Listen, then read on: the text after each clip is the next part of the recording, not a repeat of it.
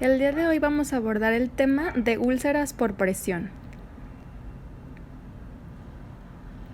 Las úlceras por presión son áreas de la piel lesionada por permanecer en una misma posición durante demasiado tiempo. Los pacientes con desnutrición grave están en particular riesgo de muchos tipos de complicaciones, incluidas la ocurrencia, progresión y gravedad de las úlceras por decúbito. La presión y la fricción, aunada a la falta de oxígeno y nutrición en un área afectada, se relacionan a menudo con el desarrollo de estas úlceras. Algunos de los sitios más comunes dependen de en qué situación se encuentra el paciente. Usualmente el paciente que no tiene una alta movilidad se encuentra en decúbito supino o decúbito dorsal, que es boca arriba. Por lo tanto, los sitios en donde se presiona más la piel hacia el plano perpendicular, que sería en ese caso la cama del paciente, la cama del hospital o la silla de ruedas si es que estuviera sentado, son las zonas que más se van a afectar. Por lo tanto, las úlceras por decúbito son frecuentes entre los pacientes como en la zona de la cabeza, en la zona del omóplato, en los codos, en el hueso sacro o en los talones. Si por alguna razón el paciente está inmóvil pero no está boca arriba, se encuentra en decúbito lateral, puede presentar las mismas úlceras pero en las zonas laterales, por ejemplo en las zonas de las orejas, en el acromion, en las costillas, en los trocánteres, cóndilos o el maleolo, que es el tobillo. Es muy poco usual que un paciente permanezca en decúbito prono, es decir, boca abajo, a menos que por alguna situación especial lo tenga que permanecer así, pero usualmente el paciente se presenta pues acostado boca arriba, entonces estas son las zonas más comunes para poder presentarla. Si el paciente está en silla de ruedas, como en este caso lo observamos, las zonas que más pueden ser propensas a presentar este problema serán en los isquiones, que son las estructuras óseas que se encuentran en la pelvis, el omóplato también, o bien el talón. Son las zonas como más comunes.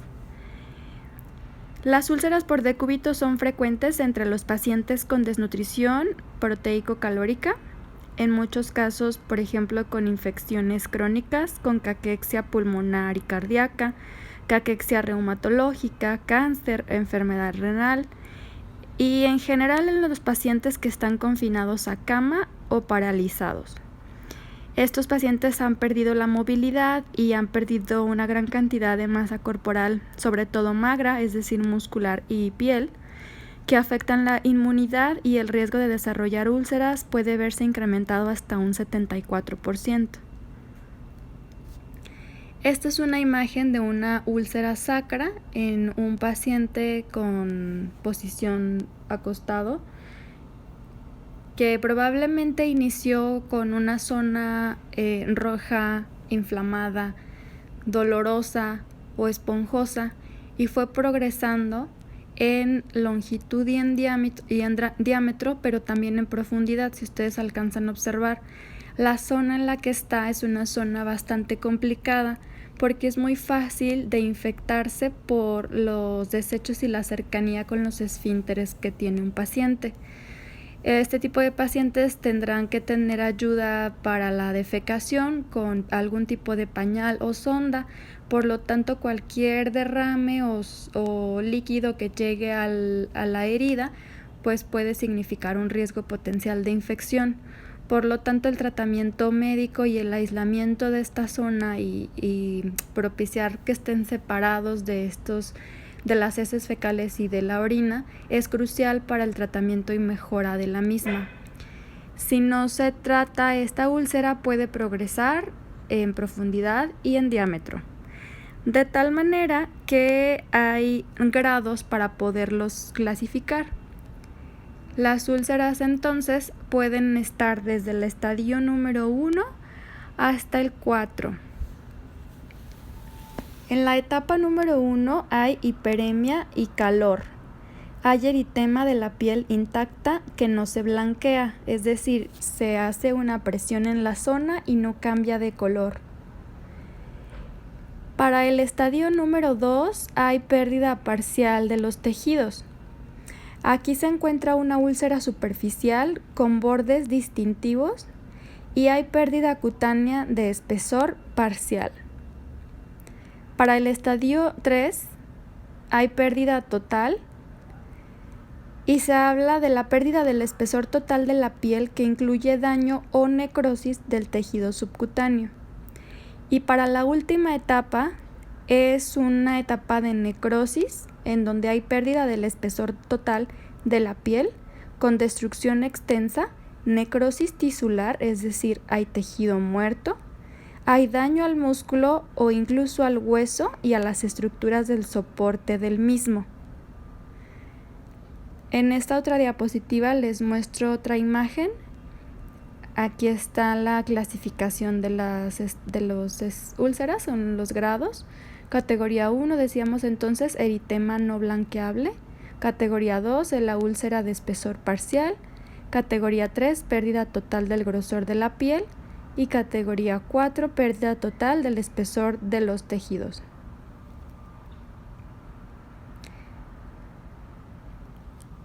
Hay diversos factores de riesgo. El hecho de que un paciente pase la mayor parte del día en una cama o en una silla de ruedas o en un reposet con muy poco movimiento es uno de los factores principales. Los extremos antropométricos también suceden como factores de riesgo, es decir, tener sobrepeso u obesidad por el peso que se ejerce sobre la piel que está aplastada, o bien el peso insuficiente por tener la disminución de las reservas adecuadas, y al disminuir su masa muscular, esto propicia que el hueso haga como una especie de como filo hacia la piel, y esto a la hora de pegar con la cama es más fácil que se lesione. Un paciente con falta de control de esfínteres de cualquiera de los dos es también un paciente en riesgo para las úlceras, sobre todo para la cuestión de la infección. Tener disminución de la sensibilidad en alguna zona del cuerpo y pasar mucho tiempo en alguna posición. Muchos pacientes con úlceras por decúbito tienen un peso menor al usual en ellos. Tienen concentraciones bajas de transtiretina y no se alimentan lo suficiente para cubrir sus necesidades. El estado nutricional deficiente y la perfusión del oxígeno son factores predictivos para úlceras por decúbito. El estado nutricional y la duración de la estancia son factores predictivos de la gravedad de las úlceras en el ámbito hospitalario e institucional. Los factores de riesgo para el desarrollo de úlceras por decúbito deben valorarse con frecuencia.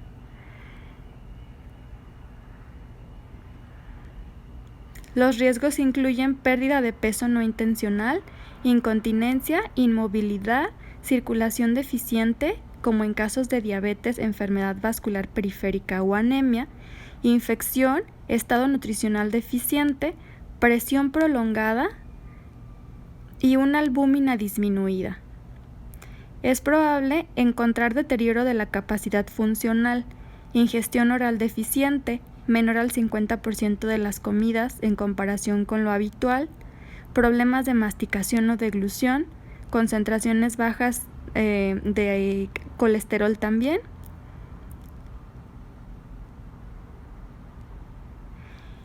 Y en particular el adulto mayor es uno de los pacientes que está más en riesgo de tener todos estos factores.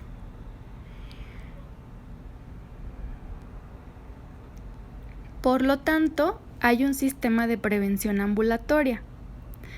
Cuando el paciente se realice un tipo de ayuda o se le aplique algún tipo de ayuda a la hora de bañarlo, es importante utilizar aditamentos adecuados para ello.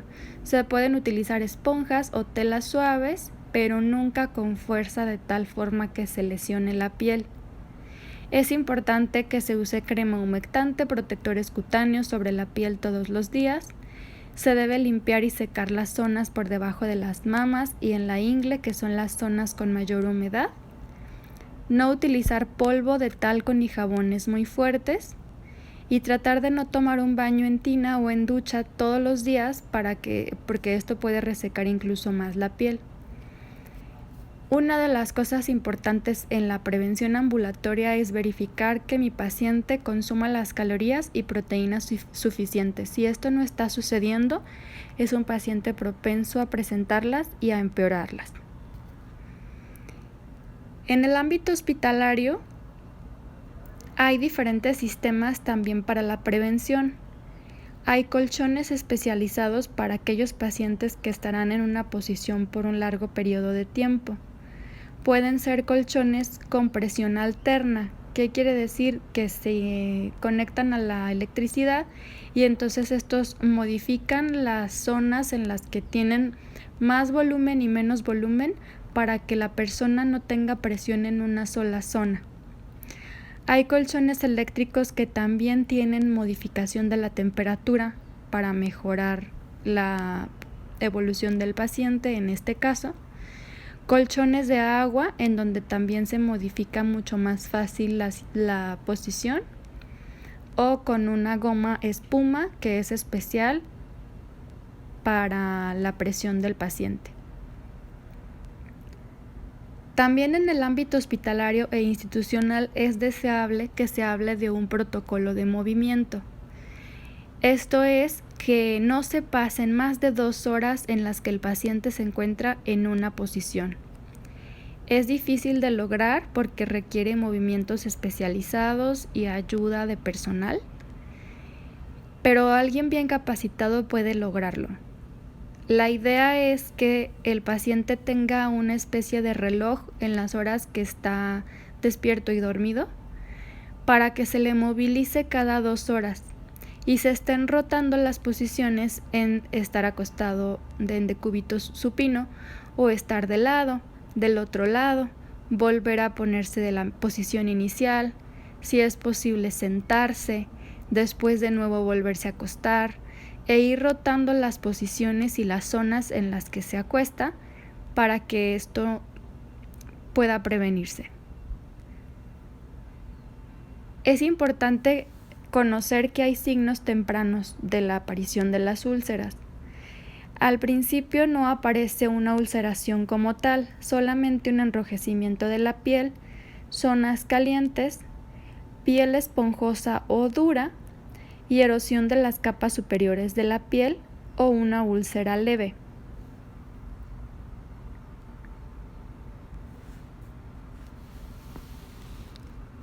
Si esto no se trata, pueden aparecer complicaciones como una infección local o sistémica como sepsis, celulitis, osteomielitis e infección en los tejidos adyacentes.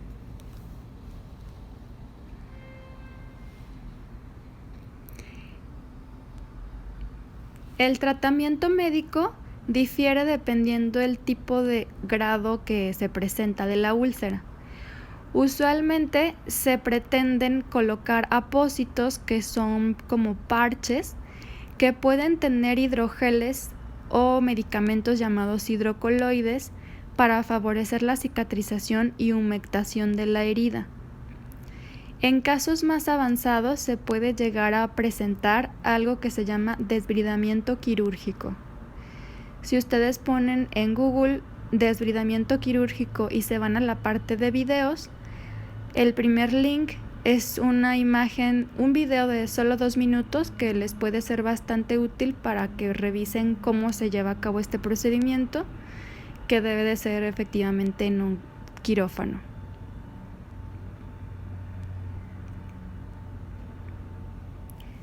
Los objetivos del tratamiento nutricio serán entonces restaurar el estado nutricional saludable, corregir la desnutrición proteico-calórica, esto es crucial, vigilar las calificaciones de las escalas de valoración de riesgos, mejorar las infecciones leves, fiebre, diarrea y vómito, apoyar el sistema inmunitario del paciente para impedir nuevas infecciones, fomentar la cicatrización de la úlcera por decúbito y evitar el daño adicional al tejido.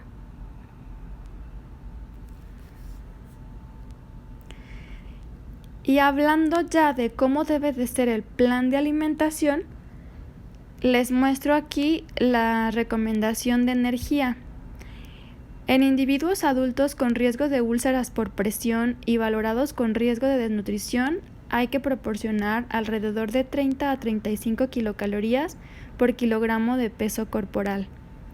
Se debe ofrecer con alimentos enriquecidos o altos en calorías, suplementos nutricios orales altos en proteínas entre las comidas y los requerimientos nutricionales no pueden ser alcanzados por la ingesta dietética. Y esto debe acompañarse de una cantidad adecuada en las proteínas. En adultos con riesgos de úlceras por presión es recomendado proporcionar la cantidad suficiente de proteínas para mantener un balance positivo de nitrógeno. En adultos con riesgo de úlceras por presión y valorados como con riesgo de malnutrición, ofrecer de 1.25 hasta 1.5 gramos de proteína por kilo de peso por día, siempre que sea compatible con los objetivos del cuidado, y hay que reevaluar cuando se produzcan cambios en la situación. Una úlcera profunda o úlceras en múltiples sitios requieren 1.5 hasta 2 gramos por kilogramo de peso en cuanto a las proteínas. Probablemente es necesario agregar polvo de proteína a las bebidas, guisados, alimentación por sonda o complementos líquidos para alcanzar la cantidad adecuada. Es probable que el consumo de proteína mayor a 2 gramos por kilogramo de peso corporal no se metabolice para incrementar la síntesis de proteína.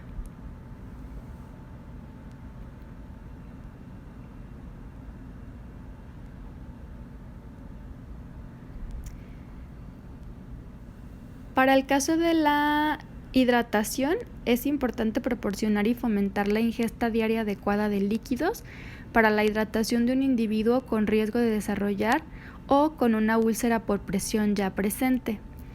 Esto debe de ser, por supuesto, tomado en cuenta con las demás patologías y objetivos de cada individuo. Y es importante también mantener la suplementación adecuada de las vitaminas o de los micronutrientes implicados en la cicatrización.